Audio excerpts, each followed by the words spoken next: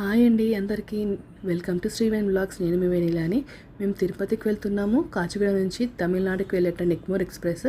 అది 3:45 AM early morning రేణిగుంటలో దింపుతుంది.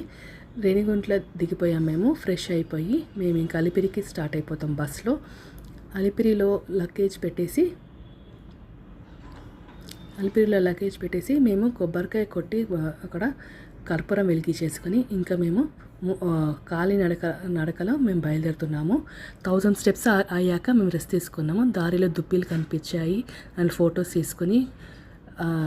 తీసుకుని ఇంకా మెల్లగా నడుచుకుంటూ గోవింద నామాలు జపాలు చేసుకుంటూ వెళ్ళంగానే మనకి గాలిగోపురం కనిపిస్తుంది. గాలిగోపురంకి 2000 స్టెప్స్ కంప్లీట్ అయిపోతాయి అన్నమాట.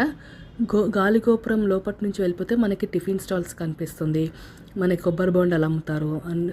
అన్ని షాప్స్ కనిపిస్తుంది అన్నమాట. అక్కడ మనం టిఫిన్స్ చేసుకున్నాం. బ్రేక్ఫాస్ట్ చేసుకున్న తర్వాత మేము మోకాల్మెట్టు దారిలోకి వెళ్తున్నాము.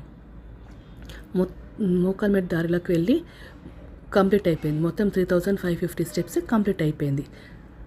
మేము లోపల మాకు ఇచ్చిన టైం స్లాట్ ప్రకారం మేము ఫ్రెష్ అయిపోయి మేము తిరుమలలో గోపురము అన్ని ఫొటోస్ తీసుకొని అట్లనే వరాహస్వామి టెంపుల్ కూడా వెళ్ళామన్నమాట.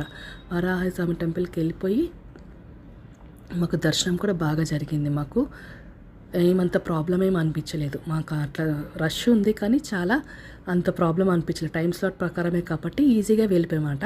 దేవుని దర్శించుకుని ఏడుకొండల వారిని దర్శించుకుని మాకు చాలా హాయిగా ఉండే. అట్లనే కిందకు వచ్చేసి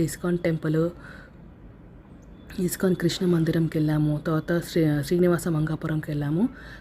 మళ్ళా మేము హైదరాబాద్కి వచ్చేసి వందే భారత్ ట్రైన్లో ఎక్కేసామన్నమాట.